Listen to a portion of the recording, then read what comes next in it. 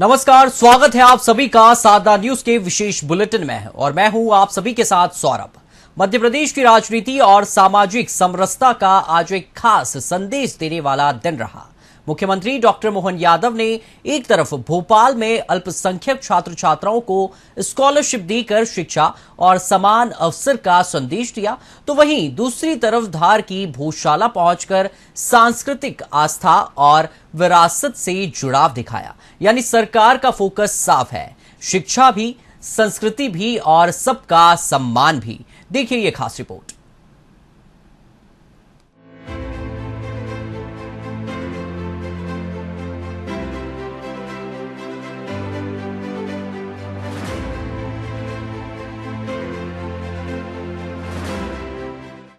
आज मुख्यमंत्री डॉक्टर मोहन यादव के दो कार्यक्रम सिर्फ प्रशासनिक आयोजन नहीं बल्कि मध्य प्रदेश की समावेशी सोच और सांस्कृतिक संतुलन की तस्वीर पेश करते दिखे। भोपाल में आयोजित मध्य प्रदेश राज्य वक्फ बोर्ड के कार्यक्रम में मुख्यमंत्री ने 849 छात्र छात्राओं को स्कॉलरशिप वितरित कर संदेश दिया कि सरकार शिक्षा को सबसे बड़ा सशक्तिकरण मानते हुए हर वर्ग के बच्चों को आगे बढ़ाने के लिए प्रतिबद्ध है। अल्पसंख्यक समाज के विद्यार्थियों को आर्थिक सहयोग देकर सरकार ने ये स्थापित किया कि विकास का रास्ता शिक्षा से होकर गुजरता है और प्रदेश का हर युवा सरकार की प्राथमिकता है।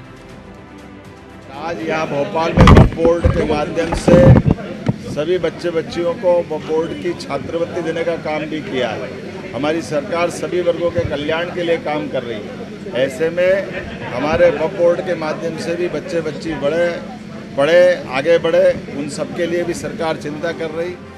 वहीं दूसरी ओर प्रदेश की सांस्कृतिक विरासत, आस्था और परंपराओं को सम्मान देते हुए मुख्यमंत्री डॉक्टर मोहन यादव धार भोजशाला पहुंचे और पूजन अर्चन किया।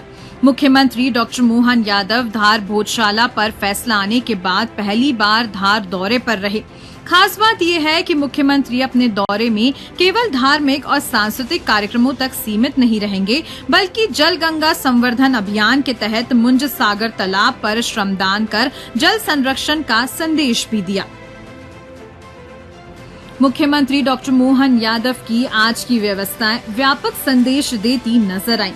सरकार शिक्षा के जरिए भविष्य संवारने की बात कर रही है, तो संस्कृति के जरिए समाज को अपने जड़ों से जोड़ने का प्रयास भी कर रही है। एक तरफ छात्रवृत्ति से सपनों को उड़ान, तो दूसरी तरफ आस्था, विरासत और पर्यावरण संरक्षण से समाज को जोड़ने की पहल। मुख्यमंत्री डॉक्टर मोहन यादव के आज के दोनों कार्यक्रम समावेशी विकास और सांस्कृतिक सम्मान की राजनीति की तस्वीर पेश कर गए। बोलिए जय जय सिया राम, जय जय सिया राम। आज के इस बहुत ही अलग प्रकार के लेकिन गंगा दशमी के दिन जल गंगा संरक्षण अभियान भी प्रदेश में चल रहा है और हम सब के लिए राजा भोज की नगरी में भोजशाला में दर्शन करने का सौभाग्य 750 साल के बाद वाकई अद्भुत और हम सब के लिए आनंद का मौका भी है।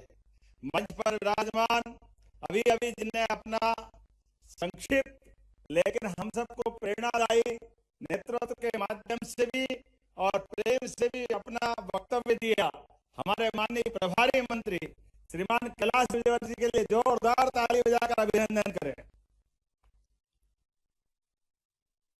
इसी मंच पर भारत सरकार के मंत्री, आपकी अपनी सांसद हमारे सावित्री ठाकुर जी के लिए भी जोरदार ताली बजाएं। उनके बोलने का समय भी उन्होंने मुझे दिया है। यहाँ की विधायक नीना वर्मा जी के लिए भी जोरदार अभिनंदन। एक और विधायक कालू सिंह जी के, आपका भी स्वागत, अभिनंदन। हमारे मंच पर विराजमान हमारे दरबार दत्ती गांव जी, आपका भी जोरदार अभिनंदन, पूर्व मंत्री और वरिष्ठ नेता। और हमारे संभाग के प्रभारी रणवीर सिंह जी रावत, जोरदार अभिनंदन रणवीर सिंह जी का। जयदीप पटेल, जोरदार अभिनंदन, दोनों जिला अध्यक्ष हमारे नगर और ग्रामीण। और इस अवसर पर आप सबका भी दोनों हाथ जोड़ के अभिनंदन, आप सबका वंदन। बोले माँ वाग देवी की, राजाधिराज भोज महाराज महाराज की, महाकाल महाराज की, क्षिप्रा गंगा महारानी की।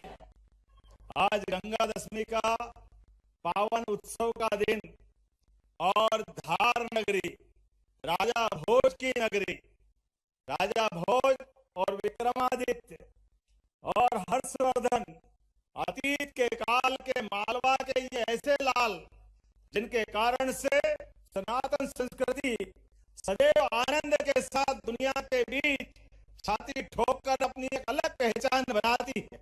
हमारे लिए सौभाग्य की बात है, आज हमारे अपने इस धार नगर में राजा भोज, जिनके अपने व्यक्तित्व के परिचायक, उनकी हस्तलिखित पुस्तकें, उनके इसी प्रकार के बहुत सारे पुरातत्व महत्व के स्थान।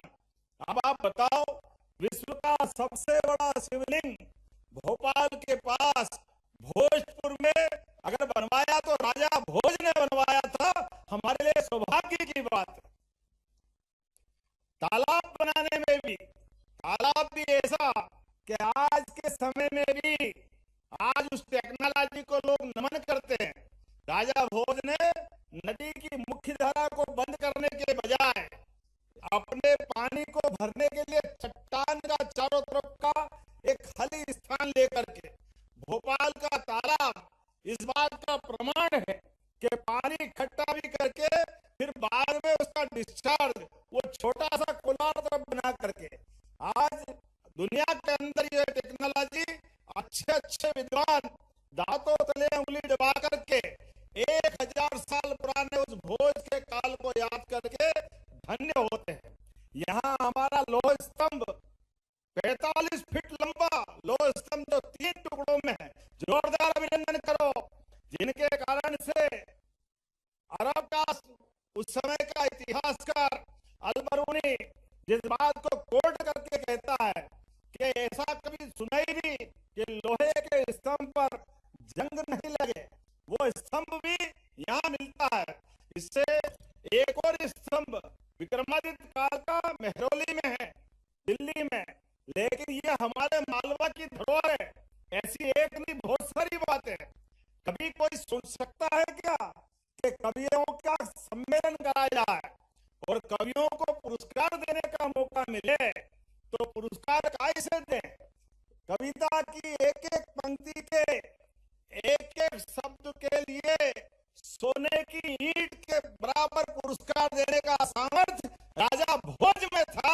इतना गौरवशाली अतीत राजा भोज के काल का, जहां वो एक तरफ साहित्य के लोगों को प्रेरित करते, लेकिन साहित्य के साथ पुरातत्व, आयुर्वेद, वीरता, धीरता, गंभीरता, पराक्रमशीलता और इतिहासवेत्ता, जितने गुणों की बात करो, राजा भोज के अंदर संवर्ती काल का कोई राजा उनके आसपास दिखाई नहीं देता, जिनके कारण से उधर तमिलनाडु के पास तक एक भोज मंदिर वहां भी मिलता है। इधर राजा भोज के माध्यम से कहते तो लोग ये हैं कि ये जो भोजपुरी बिहार की भाषा है, ये भोजपुरी भाषा अतीत के काल में परमार वंश के लोग उधर गए तो बाद के क्रम में भोजपुरी के स्थानीय शब्द जुड़े और भोजपुरी से बिहार का रिश्ता बना। ये हमारे अपने अतीत के गौरवशाली पन्ने हैं। लेकिन इनके साथ साथ एक कहावत भी चली है, राजा भोज की वीरता की कहावत आप सबको जो बताना चाहूंगा।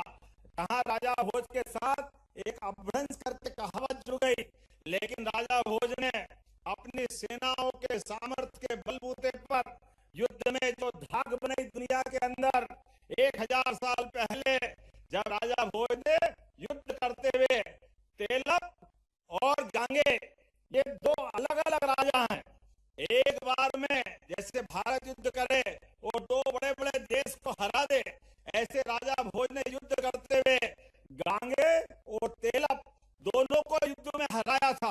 इसलिए दुनिया में कहावत चल गई थी कि कहाँ राजा भोज और कहाँ गांगे तेलप। ये गौरवशाली अतीत और ये मुहावरे का सही अर्थ उस काल का जाना जाता है। लेकिन मैं माननीय न्यायालय के माध्यम से हमको मालूम है ये विक्रम विक्रम संवत 2083 चल रहा है, लेकिन विक्रम संवत 2083 के पहले 82 जो था उसमें वसंत पंचमी भी आई, और वसंत पंचमी के साथ ही हमारा अपना भोज का, ये धार नगरी का इतिहास बदलने लगा। हमारे लिए सौभाग्य की बात है। यशस्वी प्रधानमंत्री का जोरदार अभिनंदन करें श्रीमान नरेंद्र मोदी जी का। जोरदार दोनों हाथ ऊपर कर जोरदार ताली बजा करके, जिसने शासन के पैमानों पर विरासत से विकास की बात की है। 12 साल के शासन काल में वो सब करके दिखाया जो एक स्वतंत्र सार्वभौम देश के लिए जरूरी हो सकता है। दुनिया के सबसे बड़े लोकतंत्र में न्यायालय के निर्णयों को लागू करने का सामर्थ्य होना चाहिए। मुझे इस बात की प्रसन्नता है, यशस्वी प्रधानमंत्री के शासनकाल के पहले मैं दुर्भाग्य के साथ कहना पड़ेगा कि कांग्रेस के शासनकाल में राम मंदिर को लेकर देश भर में दंगे कराते थे कांग्रेस के लोग, और उल्टी बात करते थे। जब कहते थे राम मंदिर कहाँ बनेगा, कब बनेगा मालूम नहीं, मंदिर वही बनाएंगे, तारीख नहीं बताएंगे। अरे सुन लो कांग्रेसियों, मंदिर भी बना है और धूमधाम से बना है। यह आज